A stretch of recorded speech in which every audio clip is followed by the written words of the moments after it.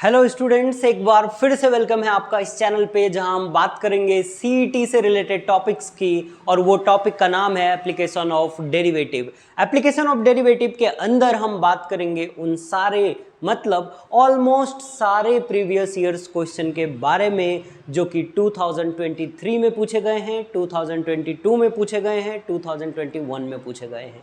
तो चलिए बिना देर किए स्टार्ट करते हैं। आपका फेवरेट टॉपिक, ज़्यादा मार्क्स पूछे जाने वाला, ज़्यादा मार्क्स ज़्यादा वेटेज वाला टॉपिक जो कि सीईटी के अंदर काफ़ी आसान होता है अगर आपने थोड़ी सी प्रैक्टिस की है तो चलिए स्टार्ट करते हैं। पहला सवाल देखते हैं क्या है आपके सामने। क्रैक इन सेकंड सीरीज के अंदर जो पहला सवाल है बच्चों वो है MHT CET 2023 के अंदर पूछा गया सवाल।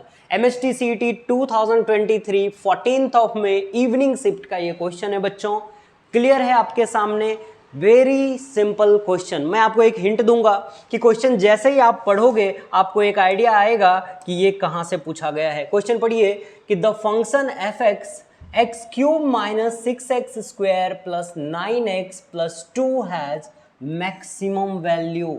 जब भी बच्चों बात होती है मैक्सिमम वैल्यू की या मिनिमम वैल्यू की तो ये याद आता है हमें वो टॉपिक जिसका नाम था maxima and minima. Maxima and minima solve करने का तरीका होता था कि गिवन फंक्शन को पहले आप डिफरेंशिएट करिए, एफ डैश एक्स निकालिए, और जैसे ही आप एफ डैश एक्स निकाल लोगे तो एफ डैश एक्स निकालने के बाद आप क्या करेंगे, F dash X equal to 0 put करिए, वहाँ से आपको x की वैल्यू मिलेगी और फिर आप डबल डिफरेंशिएशन करेंगे तो पता चलेगा कि डबल डिफरेंशिएशन ग्रेटर देन 0 है तो फंक्शन की वैल्यू मिनिमम आएगी, लेस देन 0 है तो फंक्शन की वैल्यू मैक्सिमम आएगी, और वो x की वैल्यू को उसमें रख के चेक करना होता था। तो चलिए मैं आपको सॉल्व करके दिखाता हूं कि कैसे सॉल्व होता है ये चीज। बहुत ही आसान सवाल, पहला सवाल। अगर आप ट्राई करना चाहते हैं बच्चों तो मैं आपके लिए एक स्टॉप वॉच या फिर कह सकते हैं आपके लिए एक टाइमर लगाता हूं मैं 1 मिनट का। जो बच्चे सॉल्व करना चाहते हैं वो वीडियो को पॉज कर दें और 1 मिनट का टाइमर मैंने आपके लिए लगाया है, जल्दी से सॉल्व करेंगे। मुझे पता है कि सारे बच्चे बहुत ही ज़्यादा एक्साइटेड हैं सीईटी के एग्ज़ाम के लिए। आपकी तैयारी बहुत अच्छी हुई है। ऑल द बेस्ट सारे बच्चों को अभी से।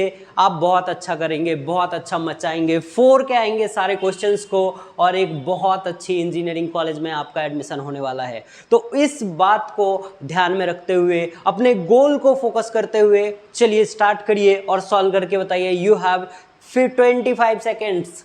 एफ डैश एक्स निकालेंगे बच्चों, 3x square minus 12x plus 9, उसको 0 के बराबर पुट करिए, x की वैल्यू मिलेगी 1 और 3, और उसको एफ डबल डैश एक्स के अंदर पुट कर देना। अगर एफ डबल डैश एक्स की वैल्यू ग्रेटर देन 0 आती है तो वो फंक्शन मिनिमम शो करेगा, लेस देन 0 आती है तो फंक्शन मैक्सिमम शो करेगा उस पॉइंट के ऊपर।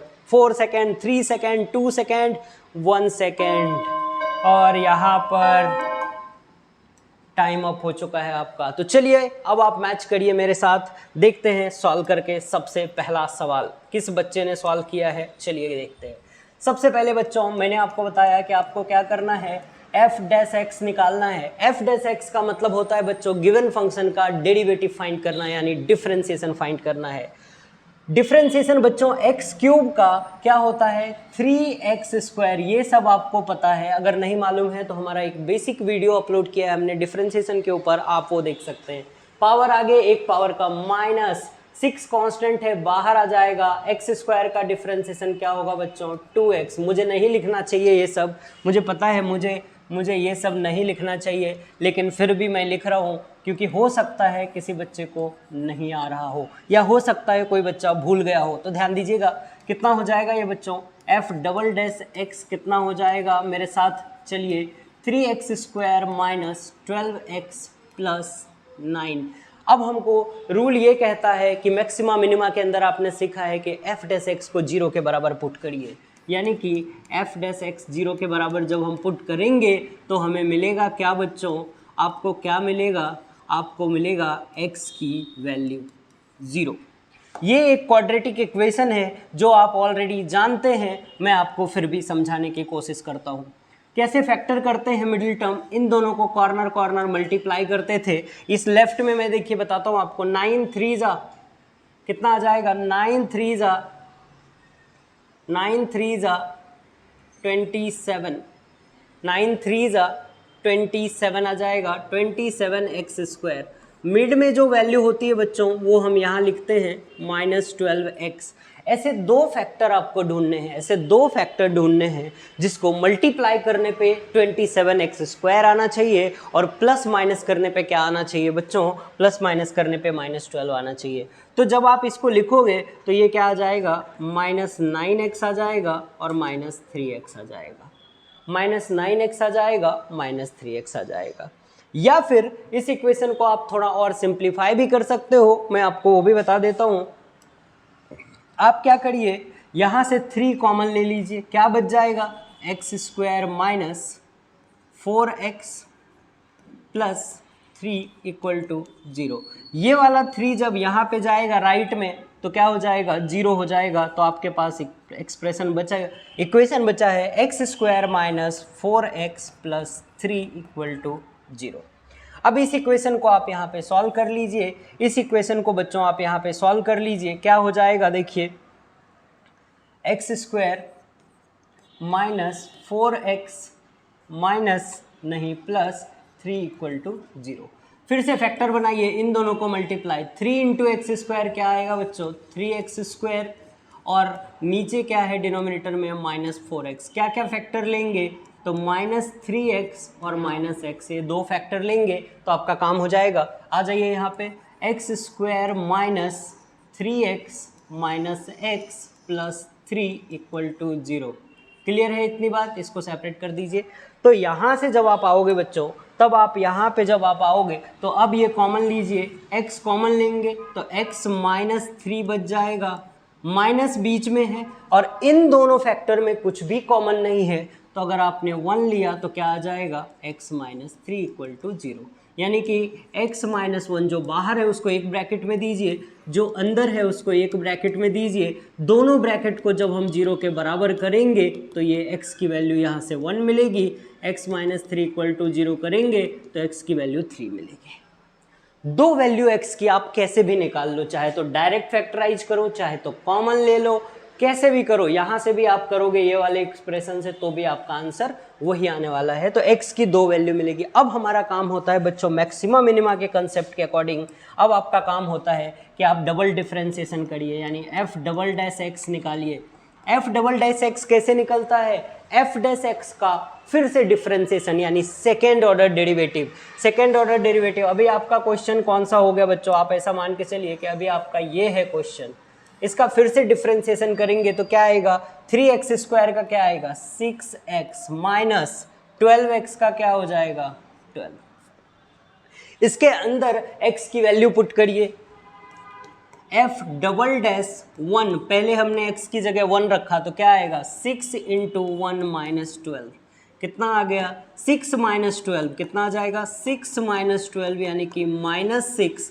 -6 लेस देन 0 है बच्चों, और जब भी मैंने आपको बताया है कि -6 लेस देन 0 है, और जब भी f'(x) लेस देन 0 आता है तो हम बोलते हैं फंक्शन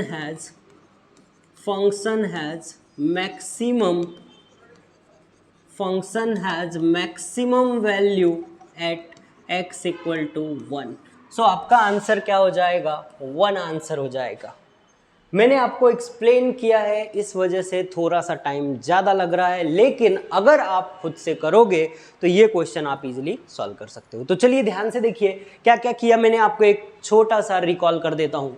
क्या होगा, f'(x) निकाला, fx दिया हुआ था, फंक्शन गिवन था, तो सबसे पहले हमने फंक्शन का f'(x) निकाला, f'(x) को 0 के बराबर किया, x की दो वैल्यू मिली, f'(x) निकाला, f'(x) के अंदर x की वैल्यू पुट की, फंक्शन की वैल्यू अगर ग्रेटर देन 0 आती है तो हम बोलते हैं फंक्शन मिनिमम होगा, f'(x) की वैल्यू लेस देन 0 आया यानी निगेटिव मतलब लेस देन 0, इसलिए हमने क्या बोला कि function has maximum value at x equal to 1।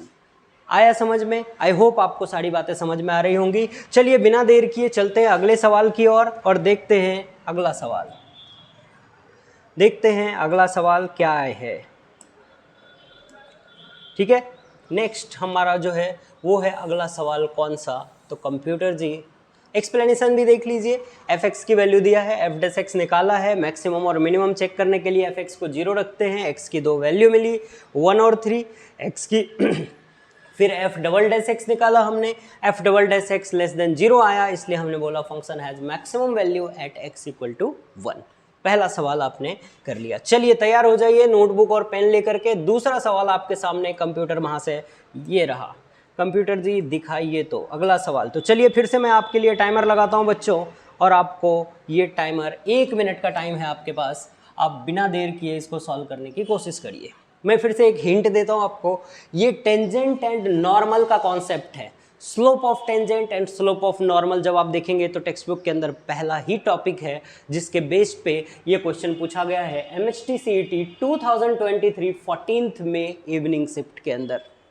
Tangent and normal बच्चों, स्लोप ऑफ टेंजेंट क्या होता है, dy/dx। तो उस बेस पे आप कंसेप्ट थोड़ा सा रिकॉल करिए और 2 मिनट के अंदर सॉल्व करके बताइए। बहुत ही आसान सवाल आपके सामने। 20 सेकेंड रह गए हैं बच्चों, 26 सेकेंड, 24, 23।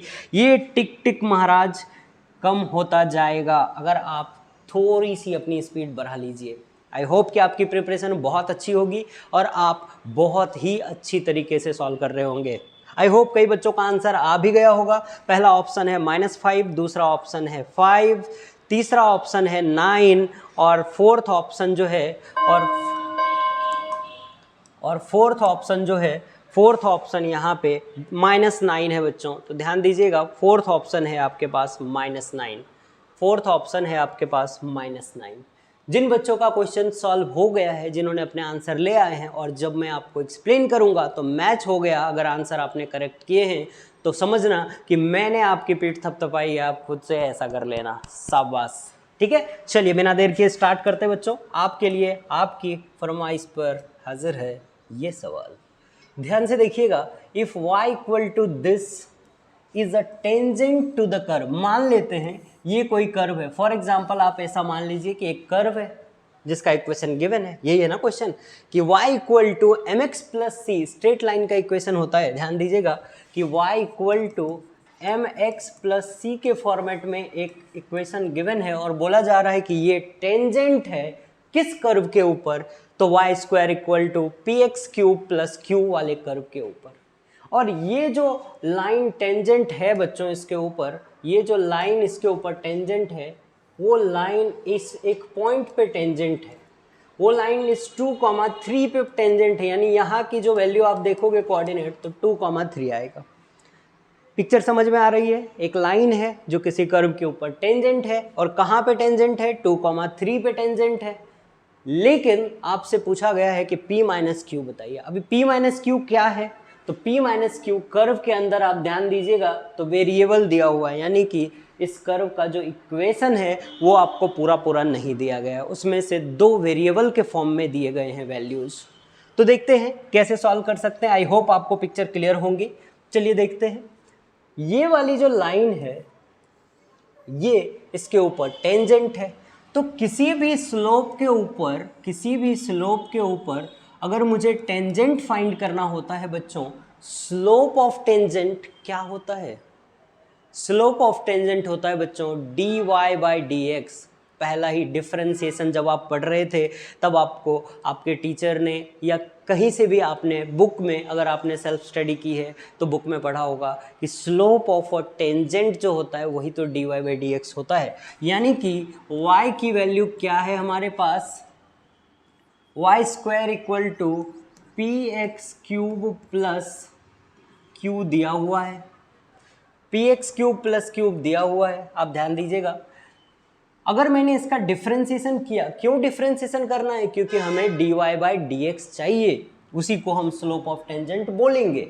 तो वाई स्क्वायर का डिफरेंशिएशन पैरामेट्रिक फॉर्म में जैसा आप करते थे, 2y dy/dx, 2y क्या आ जाएगा, ये 2y dy/dx equal to p constant है बाहर हो जाएगा, एक्स क्यूब का डिफरेंशिएशन हो जाएगा बच्चों 3x स्क्वायर, एक्स क्यूब का डिफरेंशिएशन हो जाएगा 3x स्क्वायर, प्लस q का डिफरेंशिएशन तो 0 हो जाएगा क्योंकि q एक कांस्टेंट है। क्लियर है, हम x के रिस्पेक्ट में डिफ्रेंसिएशन कर रहे हैं। अब यहाँ से अगर मुझे dy बाई डी एक्स निकालना होगा तो मैं क्या करूँगा, इस 2y को राइट में लेके जाऊँगा, इस 2y को कहाँ लेके जाऊँगा, राइट में लेके जाऊँगा, यानी कि 3x² p, और ये जो 2y है ये कहाँ आ जाएगा, यहाँ आ जाएगा डिवाइड में। बोलिए इतने में कोई डाउट है, ये 2y यहाँ पे आ जाएगा डिवाइड में, dy बाई डी एक्स ये क्या हो गया, ये हमारा स्लोप ऑफ टेंजेंट हो गया। ठीक है, अगर आप यहाँ से देखना भी चाहते हो ना, अगर आप यहाँ से देखना भी चाहते हो तो दिखाता हूँ मैं आपको, देखो देखो ये देखो px³ है, 2y dy by D x 3px² हो गया, dy बाई डी एक्स निकाला तो क्या आ गया 3p/2 x² अपॉन y। अब यहाँ से dy बाई डी एक्स की वैल्यू निकालनी है तो ये जो x और y है उसकी वैल्यू पुट कर दिया तो dy बाई डी एक्स आ जाएगा। तो वैसे ही आपको सॉल्व करना है, आप यहाँ से देख भी सकते हो, कोई प्रॉब्लम नहीं है। तो अगर आप ध्यान दोगे तो मैं आपको वापस से समझाने की कोशिश करता हूँ। डिफ्रेंसिएशन देखो हमने इसका कर लिया था, y² का differentiation 2y dy by D X equal to, ये कितना हो जाएगा, p बाहर हो जाएगा, x³ का डिफ्रेंसिएशन 3x² और q का डिफ्रेंसिएशन 0। अब यहाँ से अगर मुझे dy बाई डी एक्स निकालना है तो क्या हो जाएगा, p इंटू 3x² तो पहले से था, अपॉन में क्या आ जाएगा बच्चों, अपॉन में क्या आ जाएगा, ये जो 2y मल्टीप्लाई था वो यहाँ पे आ जाएगा 2y। लेकिन मैंने आपको अभी क्या बताया कि कोई एक कर्व है उसके ऊपर एक टेंजेंट है और ये टेंजेंट किस पॉइंट पे है, 2,3 पे है। ये टेंजेंट किस पॉइंट पे है, 2,3 पे है। तो यानी कि dy by D X slope of tangent at 2,3 equal to इस वाले वैल्यूज के अंदर, इस वाले एक्सप्रेशन के अंदर आपको क्या करना है बच्चों, इस वाले एक्सप्रेशन के अंदर आपको क्या करना है, ये 2, 3 पुट कर देना है। तो कर दीजिए पुट, क्या हो जाएगा, p इंटू 3x² की जगह ये पहली वैल्यू x होती है और दूसरी वैल्यू y होती है, तो x² की जगह आ जाएगा 2² अपॉन 2y है और y की जगह क्या आएगा, 3 आएगा, 2y। 3 से 3 कैंसिल हो गया, 2² है तो देखो p इंटू 4/2, 2 से कट कर दीजिए, 2 2 जा 4, यानी कि कितना आ गया 2p। यानी कि मेरे कहने का मतलब है बच्चों कि स्लोप ऑफ टेंजेंट आपने निकाला कितना, 2p। स्लोप ऑफ टेंजेंट, ये जो टेंजेंट है इसका स्लोप कितना आया, इसका जो स्लोप है वो कितना आया, 2p। लेकिन इस टेंजेंट की तो इक्वेशन हमें गिवन है क्वेश्चन में, इस टेंजेंट की इक्वेशन आप देखिए यहाँ पे क्वेश्चन में गिवन है। टेंजेंट की इक्वेशन क्या है, y equal to 4x minus 5। Compare करिए इसको y equal to mx plus c से, तो m जो होता है वो स्लोप होता है, ये जो m होता है ये क्या होता है, स्लोप। तो m यहाँ पे कितना हो जाएगा 4, m कितना हो जाएगा 4, यानी कि स्लोप ऑफ टेंजेंट कितना है 4। तो इक्वेट कर दीजिए दोनों वैल्यू को, स्लोप ऑफ टेंजेंट कितना आया था आपका 2p। ये देखिए slope of tangent dy by D x कितना निकाला हमने 2p, और उस वैल्यू को 4 से इक्वेट कर दीजिए तो 2p, क्योंकि दोनों स्लोप ऑफ टेंजेंट ही है तो p कितना आ जाएगा 2 आ जाएगा। स्लोप ऑफ टेंजेंट हमने निकाल लिया कितना, स्लोप ऑफ टेंजेंट की हेल्प से p मिल गया 2।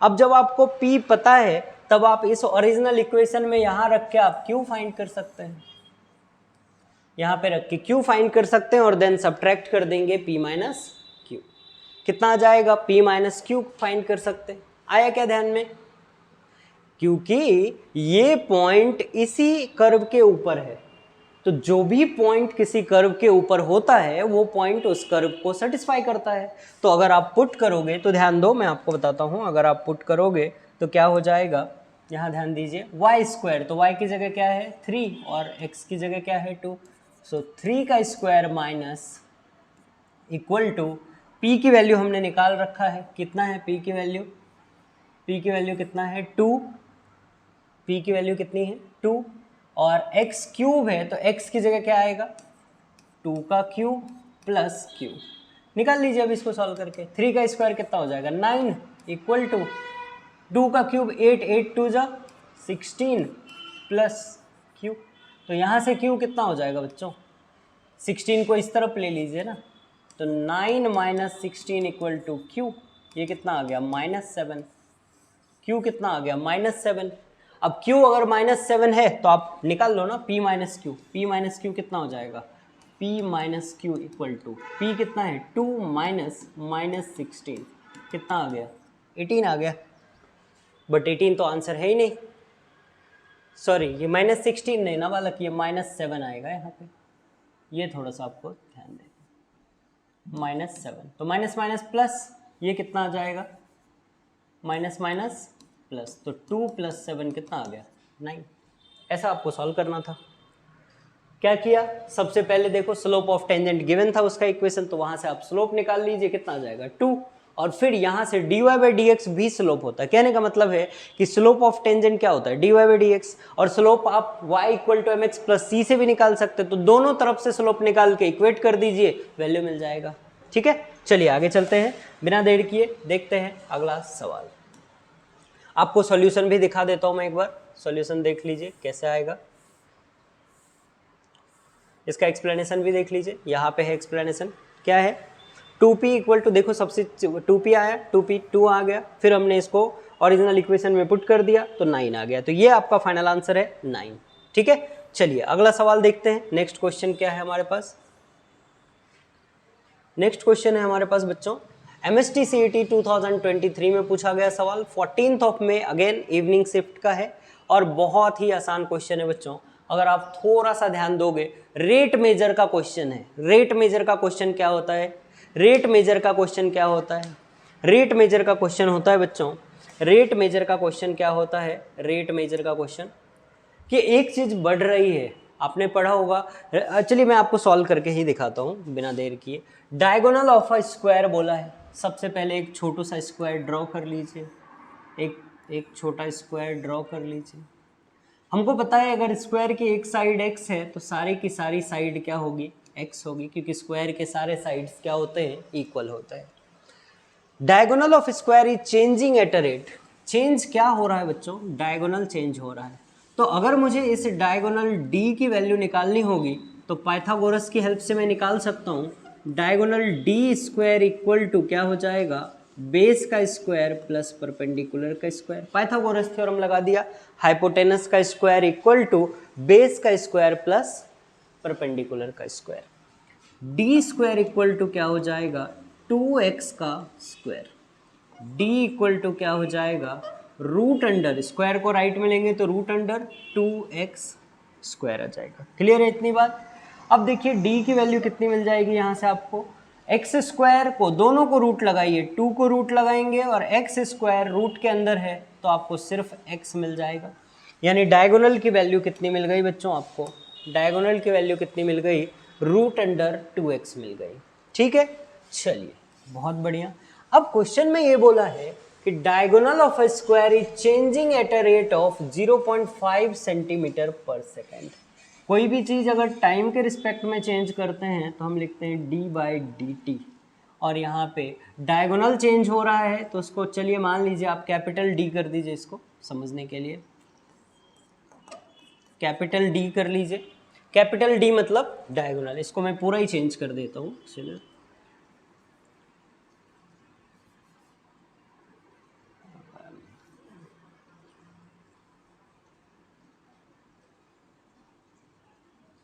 ये पूरा कैपिटल D कर लीजिए आप,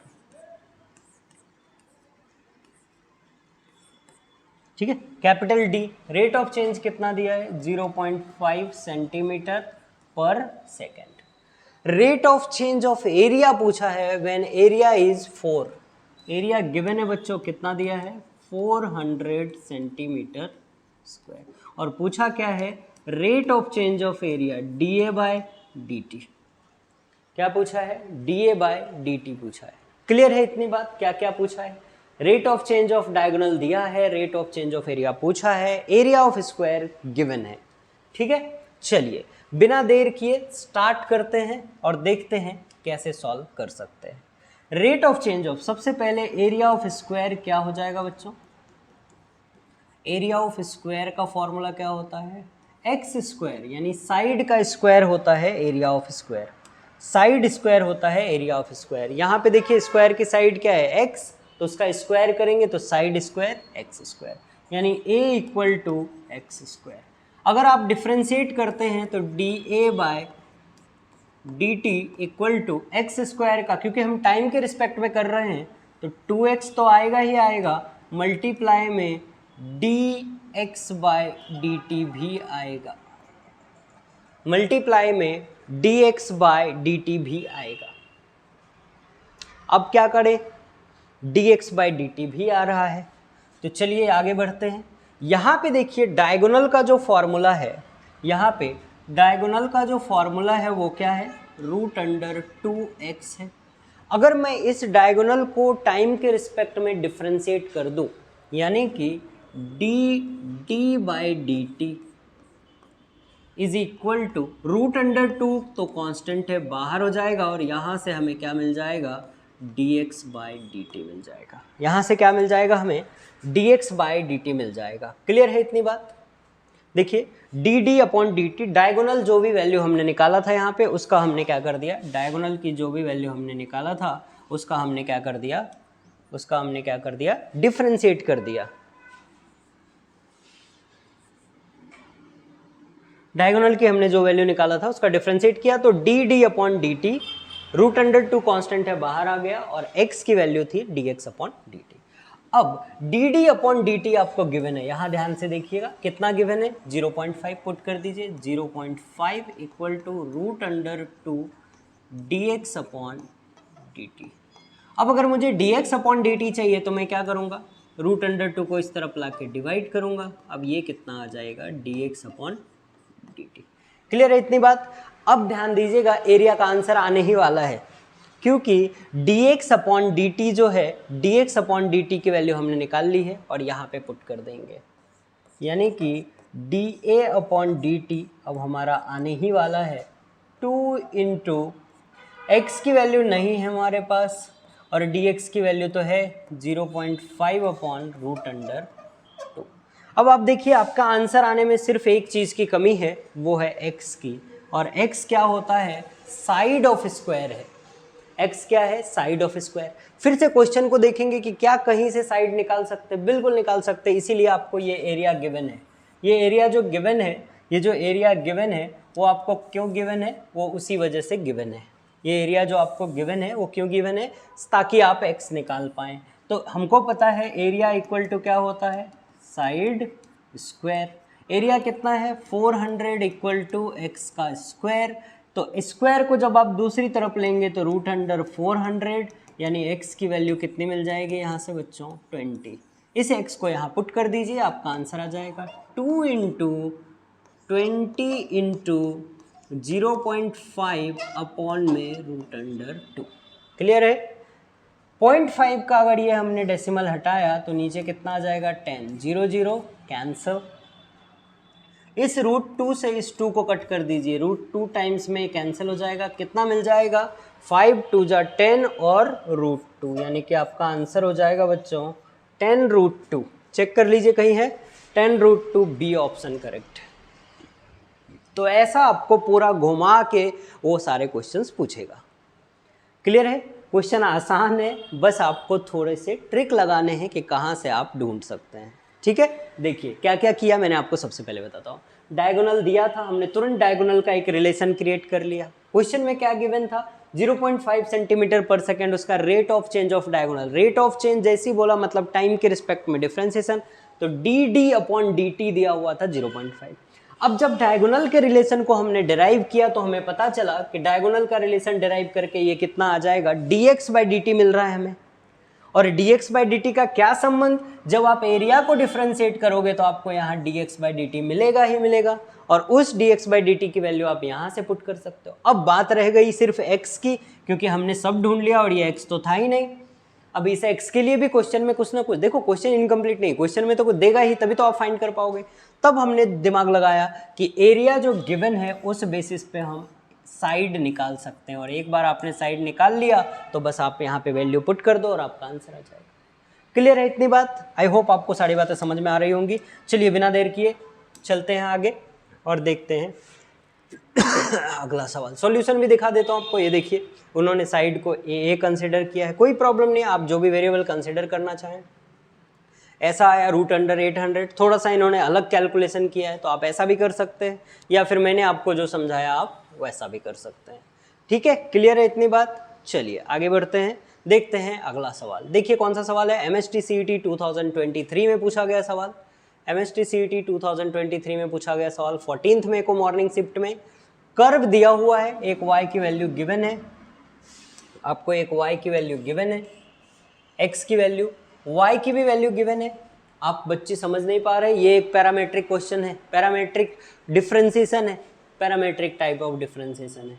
ठीक है, इसको आप ट्राई करना, ये आपको होमवर्क में दे रहा हूँ। मिलते हैं अगले वीडियो में बहुत जल्द। वीडियो थोड़ा सा लंबा हो रहा है तो बहुत जल्द हम आपके लिए इसका सॉल्यूशन और इसके आगे बहुत सारे क्वेश्चंस हैं तो हम आपसे मिलते हैं। ठीक है, thank you so much, thanks for watching. कुछ अगर प्रॉब्लम आता है तो कमेंट करिए। All the best for your exam. Thank you.